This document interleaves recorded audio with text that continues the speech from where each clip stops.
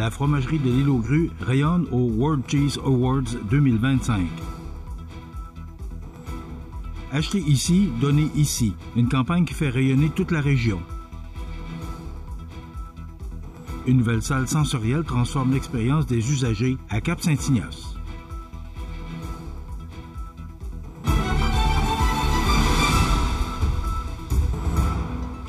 Mardi 18 novembre 2025. Bonjour mesdames et messieurs, bienvenue à votre bulletin d'actualité sur le réseau de télévision CMA TV. La fromagerie de l'Île aux Grues s'illustre de façon spectaculaire sur la scène internationale en remportant 5 distinctions majeures au prestigieux concours World Cheese Awards 2025 tenu le 13 novembre dernier à Berne en Suisse. Un accomplissement remarquable pour l'entreprise insulaire, reconnue depuis longtemps pour l'excellence de son savoir-faire artisanal.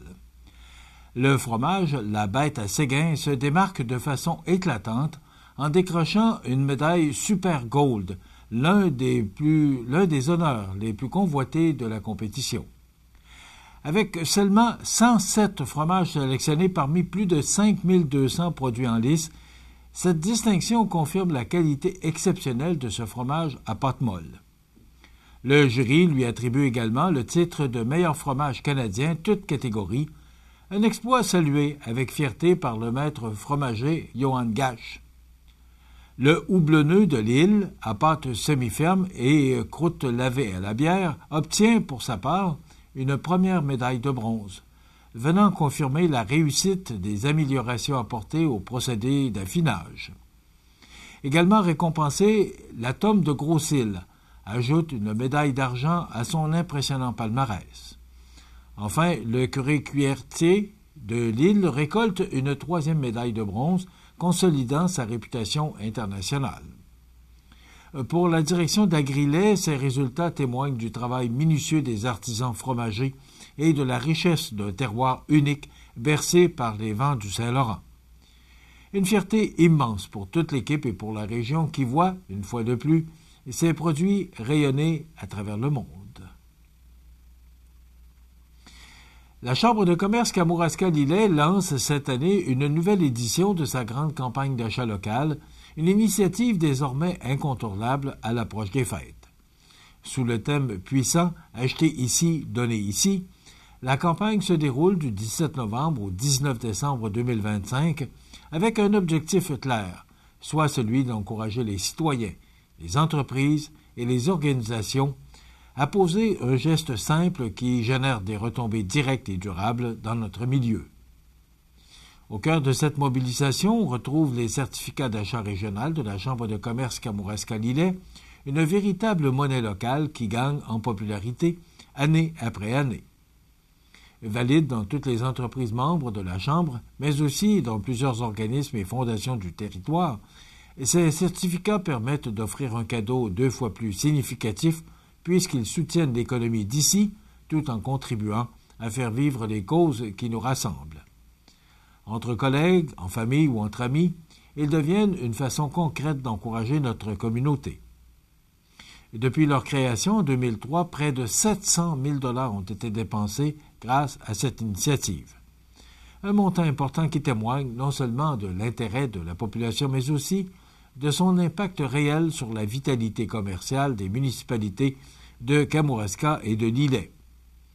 Les entreprises membres sont les seules à pouvoir accepter ces certificats, ce qui leur assure un achalandage direct et précieux, particulièrement en période des fêtes. La Chambre de commerce Kamouraska-Lillet souligne également l'importante collaboration de ses partenaires principaux, dont le Centre d'aide aux entreprises Montmagny-Lillet et la SADC du Kamouraska, dont l'appui contribue au succès renouvelé de cette campagne annuelle. À cela s'ajoute l'engagement notable de 11 municipalités qui ont accepté d'installer de grandes pancartes rappelant l'importance d'acheter local, dont, entre autres, Saint-Alexandre, Saint-André, Saint-Bruno, Rivière-Ouelle, Saint-Pacôme, Saint-Gabriel-l'Allemand, La-Pocatière, Saint-Roch-des-Aunais, Saint-Jean-Port-Joli, Saint-Omer et Saint-Pamphile. En choisissant d'acheter ici, les citoyens posent un geste qui dépasse largement le simple acte de consommation. Il contribue à soutenir l'économie locale, à préserver des emplois, à faire rayonner nos commerces, mais aussi à réduire l'empreinte écologique en limitant les transports. Ensemble, c'est un cadeau collectif qui profite à tout le monde. La Chambre de commerce Kamouraska-Lillet invite donc la population et les entreprises à commander dès maintenant leurs certificats régionaux en visitant le cckl.org/certificat d'achat régional. Une nouvelle salle sensorielle transforme l'expérience des usagers à Cap-Saint-Ignace. Les détails après la pause. Le restaurant Pizzeria Porto Bellissimo, un incontournable à Saint-Jean-Port-Joli. Pizza débordante de garnitures, menus variés et abordables. Délicieux desserts avec des produits de grande qualité des gâteries de l'Ami. Porto Bellissimo et les gâteries de l'Ami, route de l'église à Saint-Jean-Port-Joli. Pour votre magasinage des fêtes, rendez-vous chez Bureau Pro Citation à Montmagny. Profitez de cette période de réjouissance pour avoir une petite pensée pour ceux qui passeront un temps des fêtes plus difficile. Bureau Pro Citation vous invite à faire un don au Havre des femmes. Chaque geste compte pour apporter une aide précieuse aux femmes victimes de violences conjugales et leurs enfants. Informez-vous auprès de l'équipe de Bureau Pro Citation, rue Saint-Jean-Baptiste, Montmagny. Vous regardez CMA TV, le réseau de l'information sur la Côte-du-Sud. La bibliothèque Léopold Morin de Cap-Saint-Ignace vient de franchir une nouvelle étape dans son engagement envers l'accessibilité et le bien-être collectif, avec l'inauguration officielle de sa toute nouvelle salle sensorielle. Aménagé au cœur de la Jujuthèque, cet espace novateur d'une valeur d'environ 6 000 $ vise à offrir une expérience immersive et apaisante destinée à un large public, autant des tout-petits aux personnes ayant des besoins particuliers. Pensée pour stimuler l'éveil, favoriser la détente et encourager l'exploration douce, la salle sensorielle se distingue par son ambiance enveloppante. Jeux de lumière, textures variées, éléments interactifs et sonorités apaisantes s'y combinent pour créer un environnement à la fois sécurisant et inspirant. Les usagers pourront y vivre une pause unique, propice au calme et à la découverte sensorielle. Ce projet s'inscrit dans la volonté affirmée de la municipalité d'offrir des espaces accessibles et inclusifs. Plusieurs groupes et organismes de la région pourront en profiter, notamment le Centre de la petite enfance Les Câlins d'amour, l'école primaire Monseigneur Sirois, ainsi que différents organismes communautaires. Les citoyens, quant à eux, sont invités à découvrir ce lieu conçu pour améliorer la qualité de vie et offrir un moment de répit sensoriel à tous les âges. La réalisation de cette initiative a été rendue possible grâce au Fonds d'accessibilité du gouvernement fédéral. Grâce à une subvention de 100 000 $, la municipalité a pu mener à bien plusieurs projets structurants. Sous la supervision de la gestionnaire de projet, Mme Ginette Saillant, les sommes restantes ont été optimisées pour finaliser l'aménagement de cette salle unique. Parmi les autres réalisations financées par ce programme, on compte une salle de bain adaptée à mobilité réduite et l'installation d'un monte-personnes à l'ancien presbytère, la mise aux normes de l'accès au centre culturel, en plus de l'ajout de portes automatiques à différents bâtiments municipaux, dont le parc Optimisme et le bureau municipal. L'inauguration de la salle aura été un moment fort pour la communauté. Citoyens, élus, partenaires et employés municipaux se sont réunis pour célébrer l'ouverture de ce nouvel espace, témoignant de la fierté collective entourant ce projet rassembleur.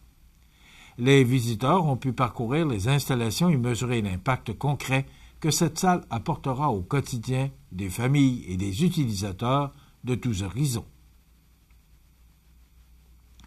Enfin, le Club Richelieu Montmagny a souligné avec grande fierté l'hommage rendu à l'un de ses membres émérites, le lieutenant-colonel à la retraite André Terrien, lors d'une cérémonie officielle à l'Assemblée nationale.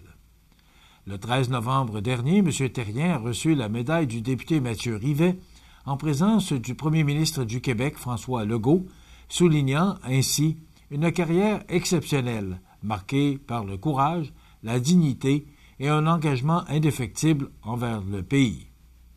Une délégation du Club Richelieu, menée par son président ex officio Pierre Auger, accompagné de dirigeants, membres et conjointes, s'est déplacé à Québec pour assister à la déclaration du député de Côte-du-Sud. Celui-ci a tenu à rappeler l'impressionnant parcours militaire de M. Terrien, vétéran de la guerre de Corée, décoré de la prestigieuse croix militaire pour bravoure. Né en 1926, André Terrien a servi au sein du Royal 22e Régiment et a poursuivi une carrière marquante en Afrique, en Europe, à l'OTAN, ainsi qu'à l'ambassade du Canada en Belgique. Partout, il a porté haut les valeurs de paix, de démocratie et de défense de la langue française. Même après sa retraite, il est demeuré un allié important des anciens combattants et des militaires en mission. Sa plus récente distinction, la médaille du roi Charles III, témoigne, une fois de plus, d'une vie consacrée au service et à la solidarité.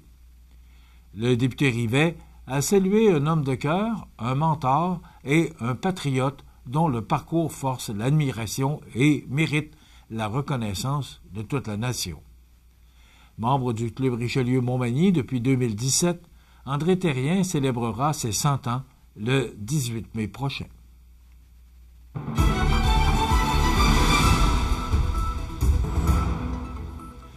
Au sport, l'Everest de la Côte-du-Sud vient de conclure une séquence éreintante de 3 matchs en seulement 4 jours, récoltant au passage 4 points importants dans la lutte au classement.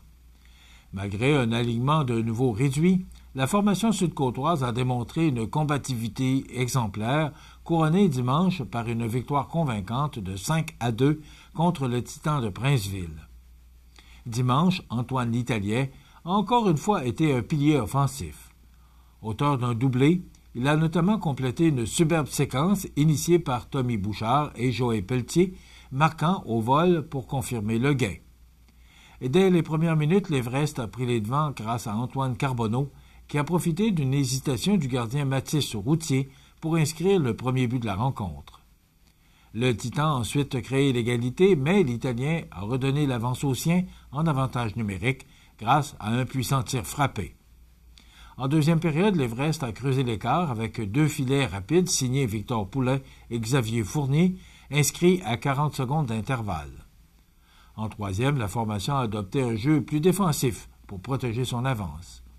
Le Titan a bien réduit l'écart à 2 buts par l'entremise d'Isaac Lacerte, mais l'Italien est revenu à la charge pour inscrire son 2e de la rencontre et sceller la victoire. Devant le filet, Alexandre Lausier a été solide avec 36 arrêts. Avant la rencontre, l'organisation a souligné le 100e match en carrière de Tommy Bouchard, un moment marqué par la présence de nombreux partisans venus de Rivière-du-Loup pour applaudir l'attaquant sud-côtois. Les 2 jours précédents avaient aussi mis l'équipe à rude épreuve. Jeudi, en Beauce, l'Everest avait pourtant pris les devants 2-0 contre les Condors grâce à Noah Woodard et Félix Doyon, avant de s'incliner 6-3 après une poussée de 4 buts de Saint-Georges en deuxième période. Vendredi à Joliette, la troupe de Raphaël Saint-Laurent a rebondi avec un gain de 5-3 où Tommy Bouchard a mené l'attaque avec un tour du chapeau. Mathias Laflamme et Antoine L'Italien ont aussi trouvé le fond du filet malgré un alignement réduit à seulement 9 attaquants. Dans ces 2 matchs, William Leclerc a été remarquable, repoussant 59 tirs sur 39. Ou plutôt 59 puis 39 tirs. Voilà. L'Everest disputera maintenant ses 3 prochaines rencontres à domicile, débutant jeudi à 19h30 avec la visite des Prédateurs de Joliette. Voilà ce qui complète votre bulletin d'actualité de ce mardi 18 novembre. Dans un moment, les prévisions de la météo. Et le menu de cette émission du mardi 18 novembre, dans un instant, on recevra Mme Nicole Robert, qui viendra nous parler du gala Prestige Desjardins qui s'est déroulé jeudi dernier, qui s'est avéré un succès, mentionnons-le. Et on aura la chronique financière de l'équipe Leclerc-Bilodeau. Donc, c'est un rendez-vous qu'on vous donne. Il y aura les trouvailles d'Audrey, on se rendra au Jardin du Flore, et la chronique La Pouponnière, bien sûr, les commentaires d'actualité de fin d'émission. Je vous souhaite donc une excellente émission à notre antenne.